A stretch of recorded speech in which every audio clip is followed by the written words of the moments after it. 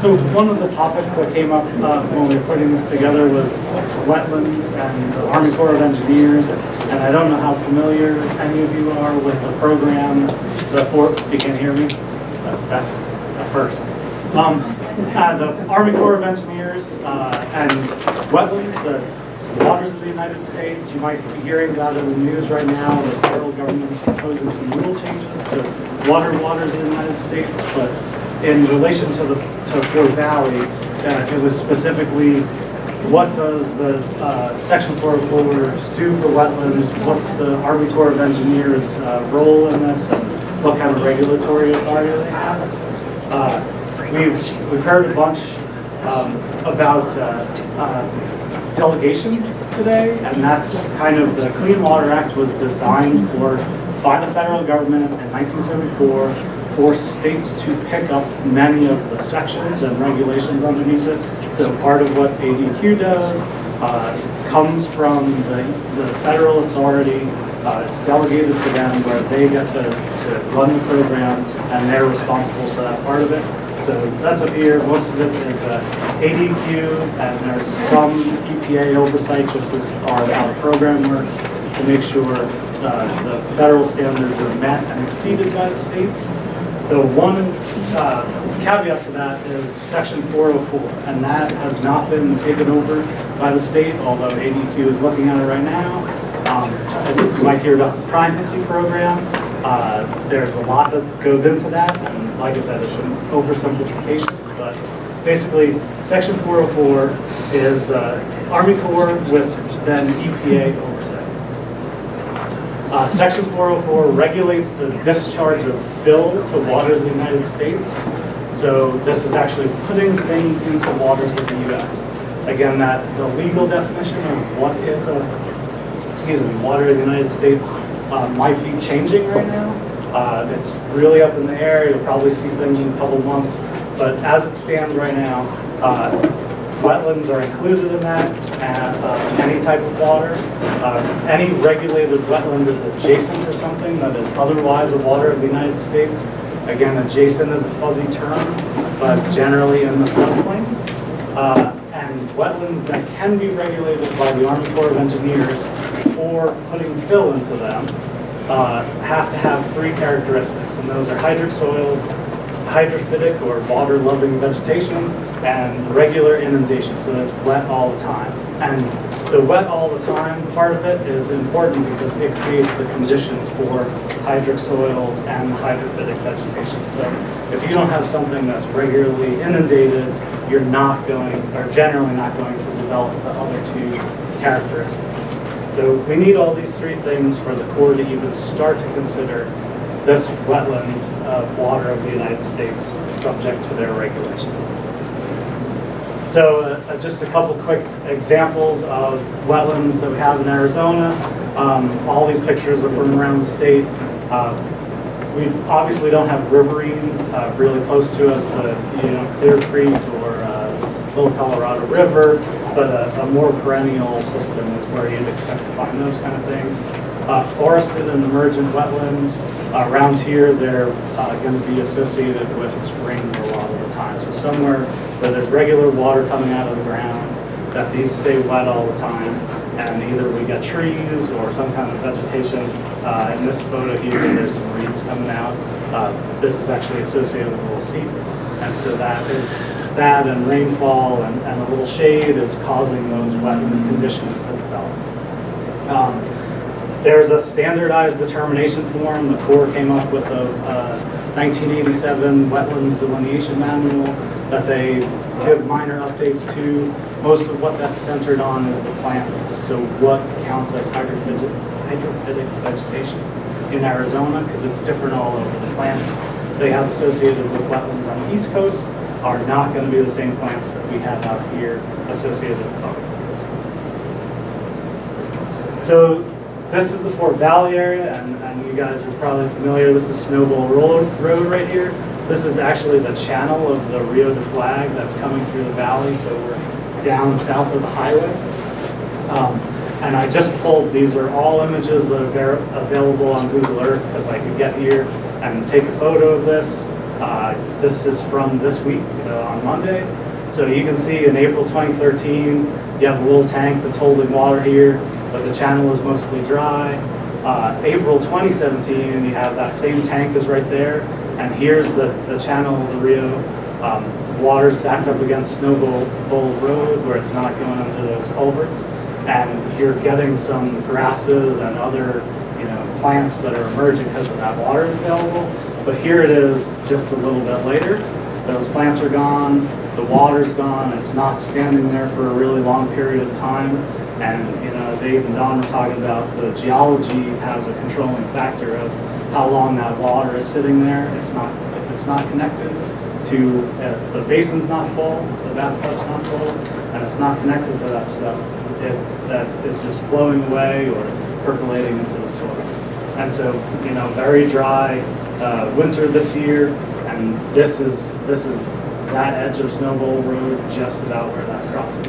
And you can see there's very little vegetation out there, and so this dry winter has affected that. Probably based on how quickly this is emptying and filling, it's very unlikely to develop all the three characteristics that the core would require to regulate. So it might have some wet areas, but it would probably not qualify as a jurisdictional wetland.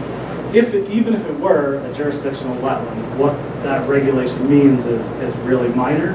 The Corps' jurisdiction prohibits, again, the discharge of fill, so earth for raising a house pad or building a bridge.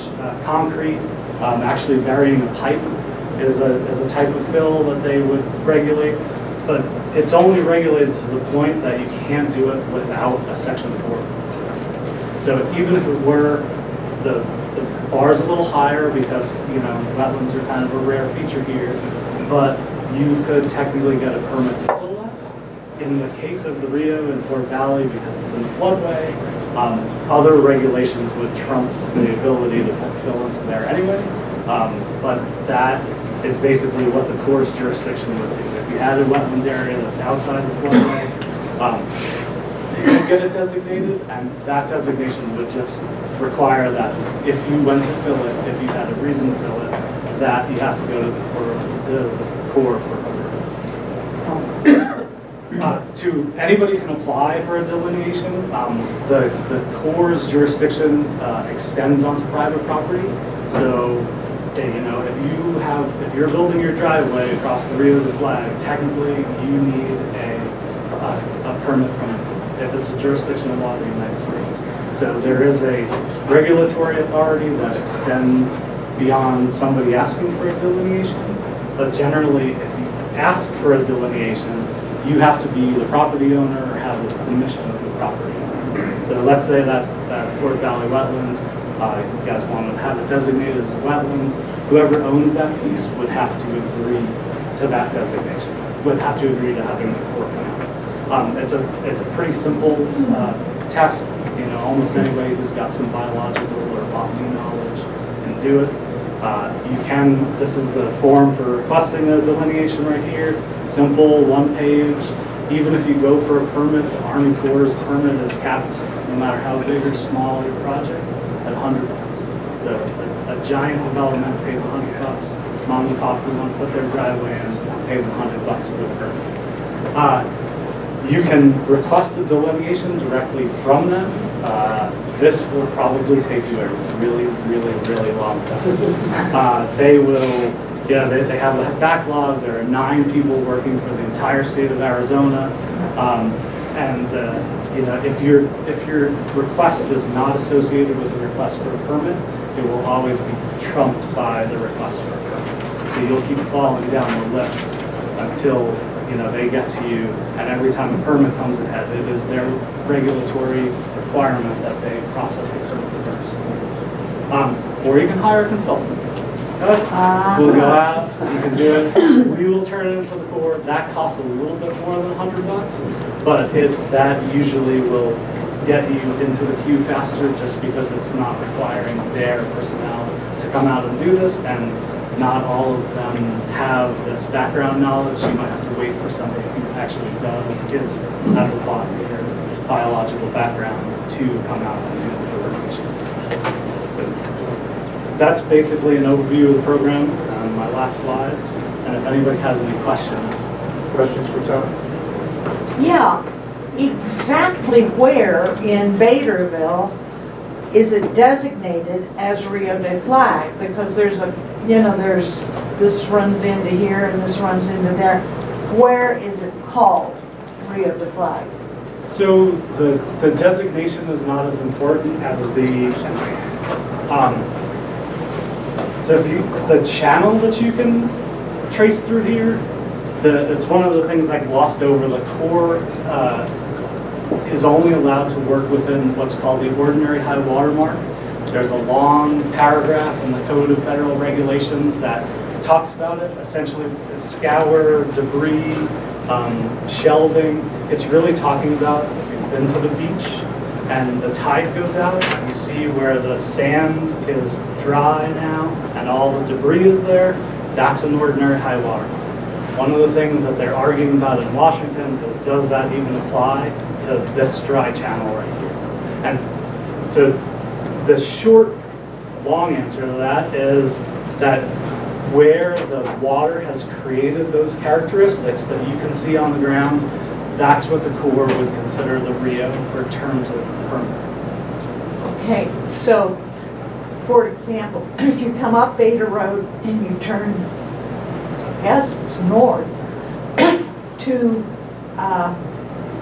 Suzette, right before, and Chambers, there were some big culverts put in there at some point in time, and the water would go through. But if you look along Suzette, there's a meander that's deep but very, very narrow, and it's, collapsed in places. Who's responsible for keeping that cleaned up? Well, it wouldn't be the Army Corps unless that were water of the United States, and that gets into a whole other complexity about erosion. But generally, whoever maintains the road, if it starts to create a condition where it's going to damage the road. No, it's on the property. That is. So if the guy goes in there with his excavator and cleans it out, he would have to have buku number of permits? No, probably not. The Corps also doesn't regulate erosional features.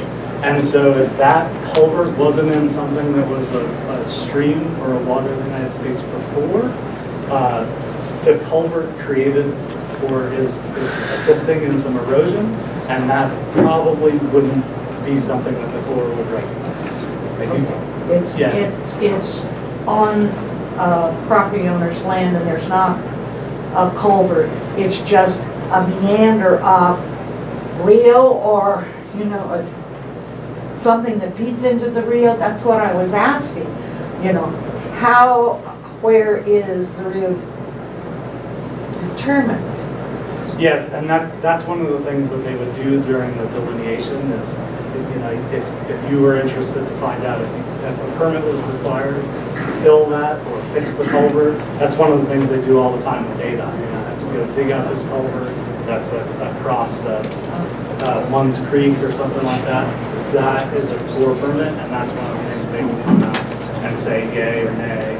This is something that we would otherwise do. The map that's on the back wall there, that's not the big white one, the one in, that has like the coloring of where the flows are in Fort Valley. That center area that's in the dark red is all this center area here that actually goes a lot more west of the paint area and then east on that area. So is that area that shows on that as high water, is all that considered Rio de Flag? No, that's another, the fight back and forth between is the floodplain regulated versus is this ordinary high water mark regulated is another complexity of that program. The Corps does not regulate the floodplain. Just that ordinary high water mark that is generally just the channel That's in a perennial stream, it would be what's full of water all the time. And that's what's meant by ordinary high water. Another reason it's complex. Out here with an ephemeral system, we try to get this idea of bankable, and I'll leave that to the hydrologists to define, but it's a smaller event than the 100-year event, and that's what the Corps is arguing about. What is this bankable equal? And that limit is what's creating this low flow channel. And so they would only regulate that. They're not going to regulate out to the part that could potentially be inundated in a 100-year event or a small, down to 50. Right, and I'm not specifically asking about regulation, I'm just asking if that specifically is all considered. Again, it depends on who's defining that. The Corps would not consider that part of their ability to regulate. So for them, no.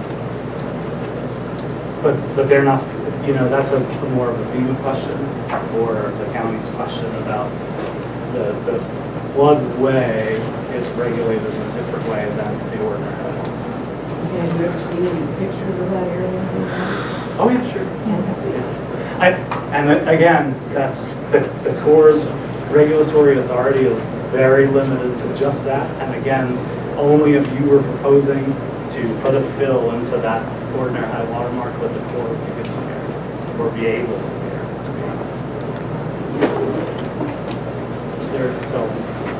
I just had a comment that on the Friends of the Rio de Flags website, if it's really just a question of understanding where the Rio is and the tributaries, you can go to the website friendsoftheriodeflag.org, and on the home page there's a 3D map that you can download that the city produced. If you don't have fast internet, it might take a while, but that's available. Thank you. All right, thanks, Tom.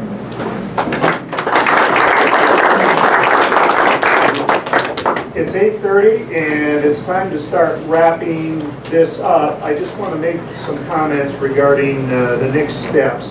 As Sybil indicated, those of you in the Fort Valley area that are not familiar with this case study that was done, even though it's a few years old, you should read it. It's available on the ADQ website, and it's also available on the CPWAC website as well as one of the studies. So you can also download it on there. We mentioned the proposal that we received from the NAU student chapter, a professional geologist. Again, I want to remind you, if you're willing to allow these folks to measure the water level and get some water samples from your well, this is the kind of data that we need to make this study useful, and it has been funded. So be sure and sign in on that sign-in sheet back there.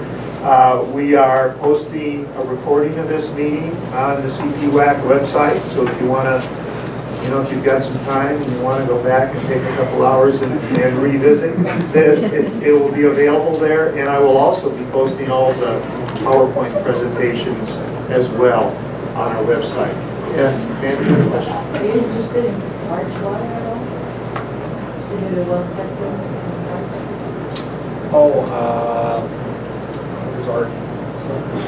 Yeah, we'll probably circle back, get our contact. We have districts, and so this is in my district. Parks is not in my district, but we could talk, and Abe and I could talk about if there was a reasonable approach to expand it to another perched aquifer, but we'll take a look at that and see what that might impact your study and cost. Anybody from Spring Valley? Take it easy. It's a pretty place to visit. We've been collecting a lot of names of people in the Fort Valley area already that want to volunteer. We gave one initial pile of them to run the grows, and that when Dave was out, we gave them the initial pile. I do have some more. I contacted Richard Rose asking if he wanted them, but since you have this here tonight, where should the rest of those emails of people that said they would like to participate in studying? Are these ones that have already been put together? Yeah, we put it out in Fort Valley, to all of the people out there, and a lot of people sent the emails to me saying, I would like Can you to send them to me? participate in the study. Can you send them to me? So I can make sure that when the students start this, that these are folks that are giving permission to have their wells Yes, and I monitored? already gave one pile to the students when the students were out a few weeks ago. Okay, then so they already have some. Taken off? More cans. Do you want those coming to you, Abe, or It'd be great if you do them on, yeah. rdoba@cox.net? DA@cox.net, and I'll make sure that they get included in the study. Okay? All right. With that, I want to thank you all for joining us tonight. I hope that you found it to be a good use of your time. And we had some great presenters, and I don't know if we got everybody's questions answered, but we tried to answer as many as we could. And again, those yellow sheets back there are the ones that were submitted from our website. So thank you very much. Let's give it another round.